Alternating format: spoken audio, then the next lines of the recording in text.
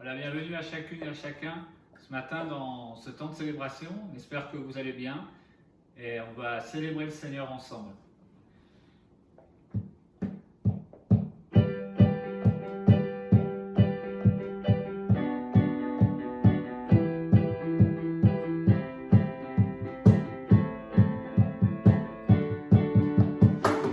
Venez le célébrer, son nom d'amour, venez le chanter. Le Fils de Dieu est venu donner la vie.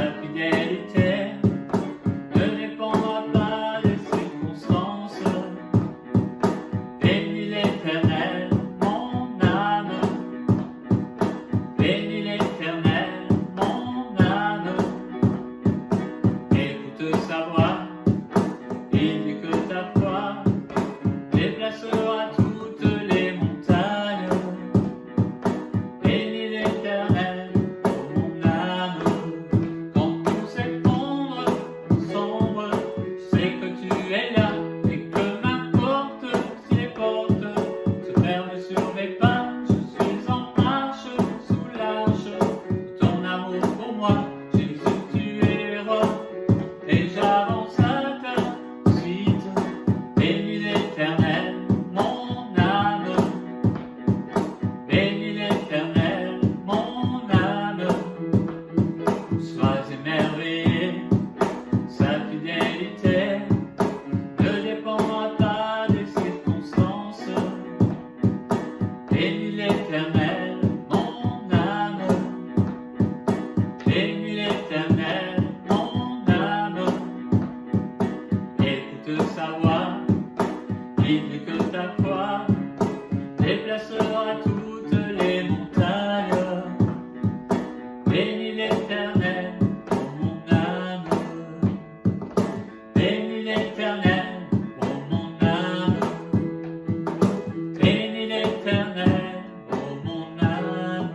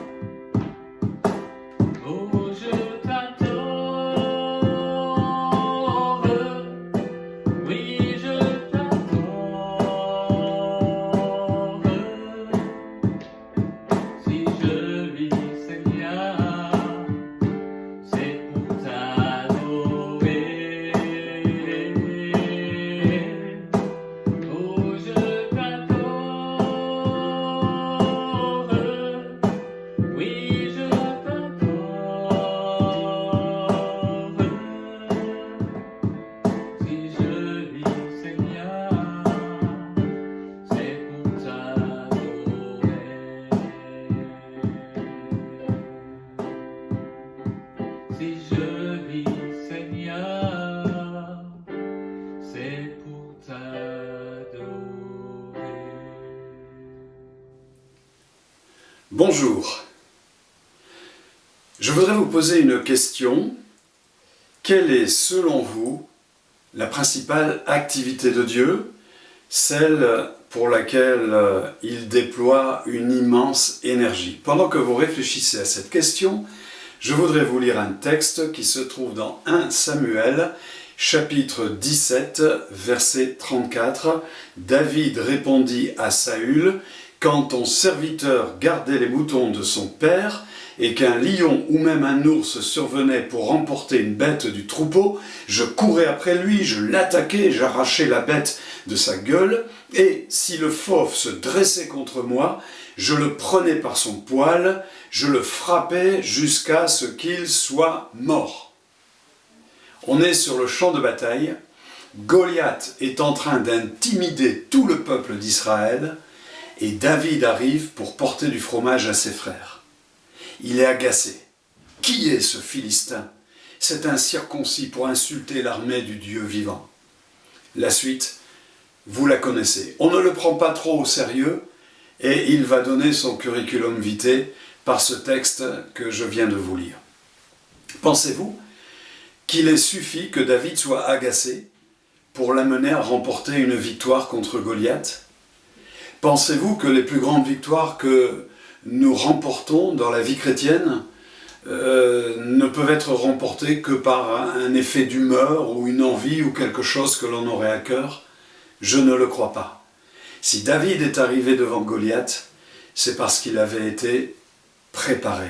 La plus grande activité de Dieu, c'est la préparation.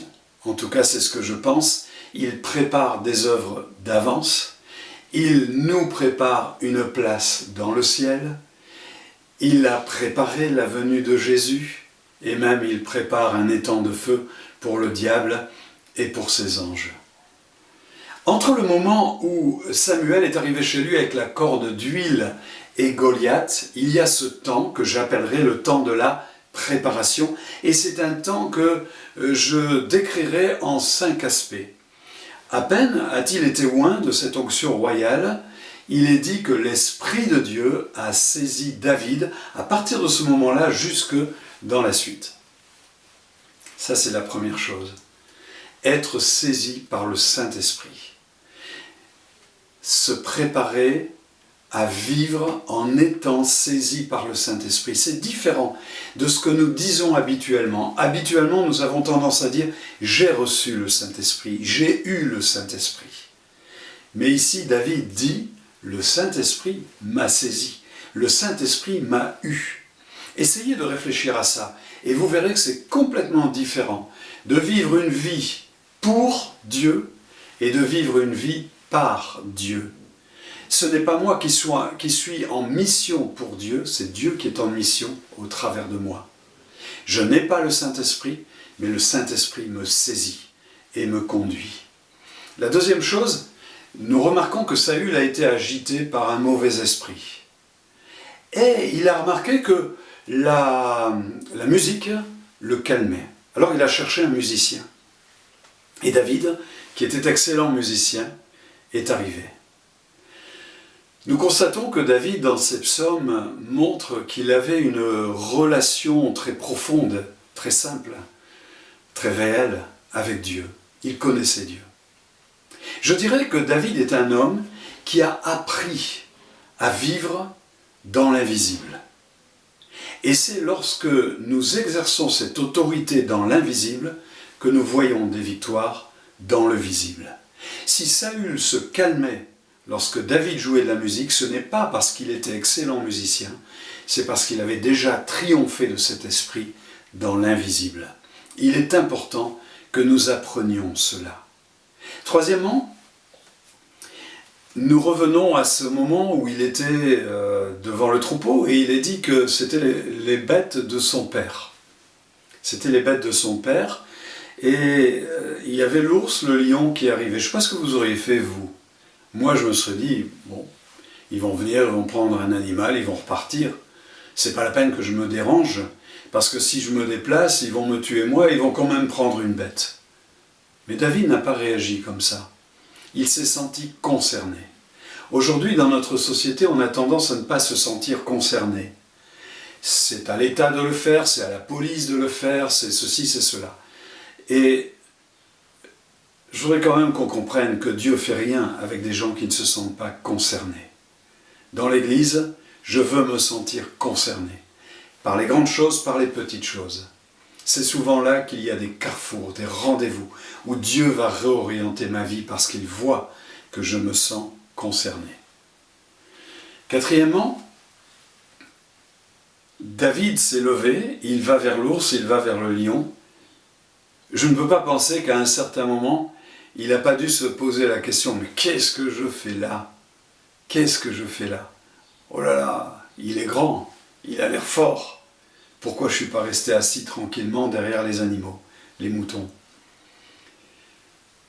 C'était un moment où il avait perdu toute notion de confort, de sécurité. Il a su se bouger. C'est une des plus grandes difficultés pour l'Église d'aujourd'hui de savoir se bouger. L'Église a des habitudes, elle a une routine, elle a des principes, elle a une culture. Et elle prie pour qu'il y ait des résultats nouveaux. Mais il ne pourra jamais y avoir de résultats nouveaux avec des façons de faire anciennes. Les façons de faire de toujours amènent les résultats de toujours. Il faut savoir se bouger dans nos mentalités, dans nos pensées, dans nos raisonnements, se bouger dans notre consécration, dans l'énergie qu'on déploie pour Dieu, se bouger dans notre générosité financière, dans notre générosité tout court, se bouger pour aller vers l'autre, se bouger dans la prière, dans la lecture de la Bible.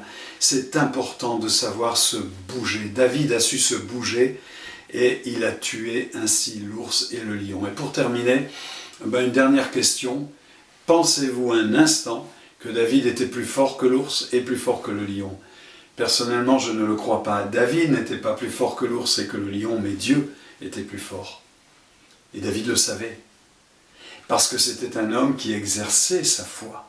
Notre foi, elle n'est pas destinée à avoir des grands discours, des grandes discussions. Notre foi, elle n'est pas destinée à écrire des livres. Notre foi, elle n'est pas destinée à être chantée. Elle est destinée à être exercée. La foi, ce n'est pas une théorie, ce n'est pas une croyance. La foi, je la comparerais plutôt à un muscle qui se fortifie par l'exercice. Et David avait appris ça. Alors quand Goliath a vu arriver David, il a cru que c'était un enfant qui venait devant lui. Ce n'était pas un enfant, c'était quelqu'un de redoutablement préparé. Ce que je vis aujourd'hui me prépare pour ce que je vis demain.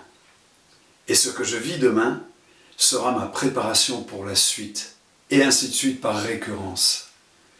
Tout ce que je souhaite, c'est que vous et moi, pour les œuvres que Dieu a préparées pour moi, eh bien que le Seigneur trouve en vous et en moi des hommes et des femmes préparés. Que Dieu vous bénisse. Voilà, nous remercions le pasteur René Delatte, notre frère, et nous avons été heureux de l'entendre ce matin. Qu'il soit béni, lui et toute sa famille. On va prendre un dernier chant qui nous dit « Dieu, nous voulons voir ta gloire ».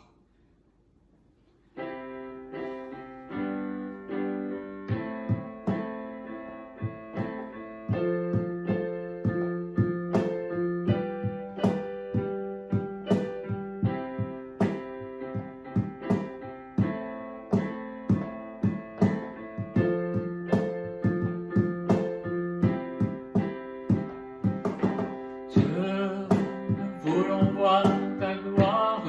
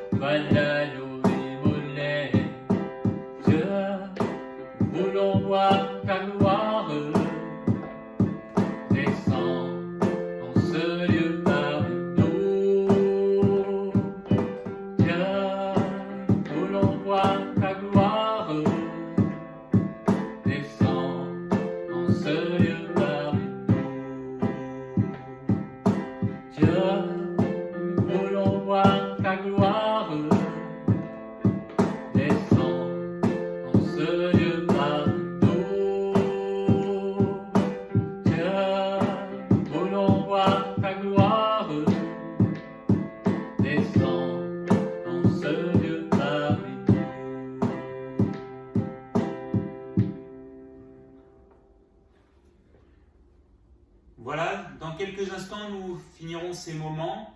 Simplement de vous donner quelques annonces, le programme de cette semaine pour la vie de l'Église. Mardi, nous nous retrouvons donc à 20h30 via l'application Zoom pour notre temps de prière, d'intercession.